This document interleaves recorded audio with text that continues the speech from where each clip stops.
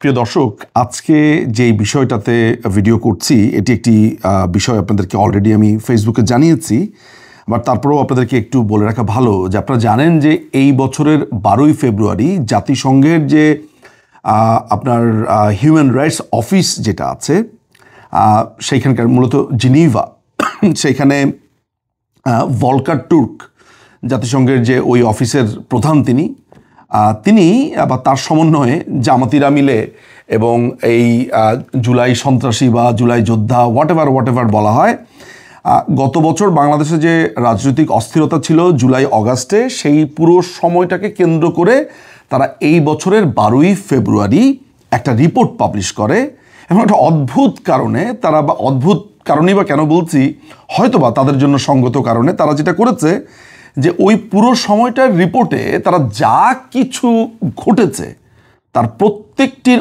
অপবাদ বাংলাদেশ আওয়ামী লীগের উপরে চাপিয়ে দেয়। তারা বলতে চাচ্ছে যে বাংলাদেশ আওয়ামী লীগের নির্দেশে সেখানে খুন হয়েছে, এই হয়েছে, সেই হয়েছে, গুম হয়েছে, নানান ধরনের কথা। তখন তারা একটা রিপোর্ট পাবলিশ করে 114 পাতার।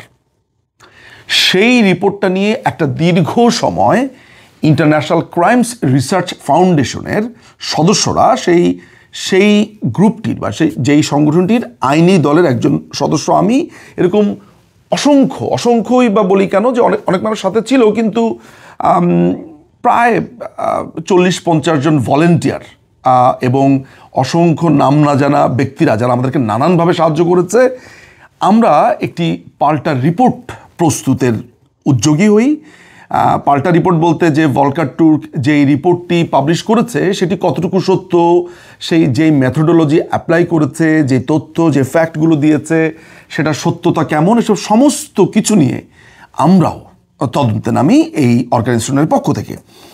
আপনারা দেখতে পাচ্ছেন যে গতকালকে ফর্মালি আসলে এটি সামনে এনেছি। এটির বেশ পরিবর্তন সমস্ত কিছু করবার পর যত ফ্যাকচুয়াল ইস্যুসগুলো আছে সমস্ত কিছু নিয়ে এই রিপোর্টটা পাবলিশ করি। এই রিপোর্টটার রিবাটাল অংশটা 192 পাতার এবং 305 পাতা হচ্ছে এইটার সাথের যেই প্রমাণপত্র অ্যাপেন্ডিক্স, যেটাকে বলে আমরা এভিডেন্সগুলো সাবমিট করেছি।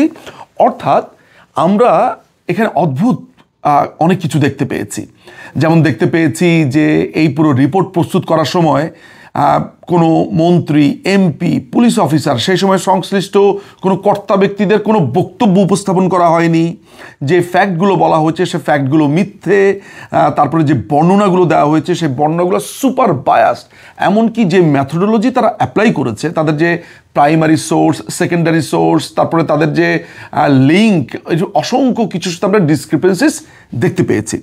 এই সমস্ত কিছুকে পুঙ্খানুপুঙ্খভাবে বিবেচনা করে একদম প্যারা টু প্যারা ধরে সেই রিপোর্টের পাল্টা রিপোর্ট এই কারণে বলছি যে ওখানে কি সব কিছুই মনে হয়েছে যে মেনে নেয়নি বা আমাদের কাছে মনে হয়েছে ডিসক্রিপেন্সিস আছে, তা নয়।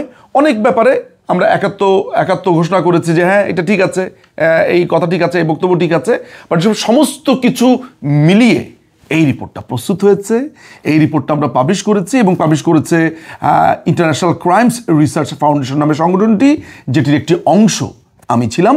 এবং কতদূর কাজ করতে পেরেছি জানি না, এরকম লয়ার্সরা, ব্যারিস্টার্সরা, এভিডেন্স যারা কালেক্ট করেছে, পিআর টিম যারা আছে, যারা ইন্টারভিউ নিয়েছে, যারা কন্ট্রিবিউট করেছে, যারা এভিডেন্স কালেক্ট করেছে, সবাই মিলে সম্মিলিতভাবে এই দুর্দান্ত রিপোর্টটি পাবলিশ হয়েছে।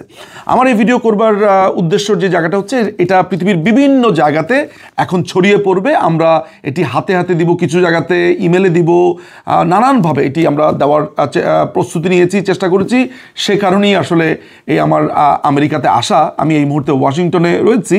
সো আমরা এটা সারা পৃথিবীতে জানিয়ে দিতে চাই যে এই ইউনাইটেড নেশনস কিভাবে মিথ্যা রিপোর্ট প্রস্তুত করে, কিভাবে তারা ফ্যাক্টকে ডিস্টর্ট করে, কিভাবে তারা মিথ্যা কথা বলে, কিভাবে তারা একজনের পক্ষে হয়ে কথা বলে। এই সমস্ত কিছু আপনারাও এটির সারথি হয়ে যান, আপনারাও এই কথাগুলো ছড়িয়ে দেন। সে কারণে এই ছোট্ট ভিডিওটি করা। অনেক ভালো থাকবেন, সুস্থ থাকবেন, শুভকামনা।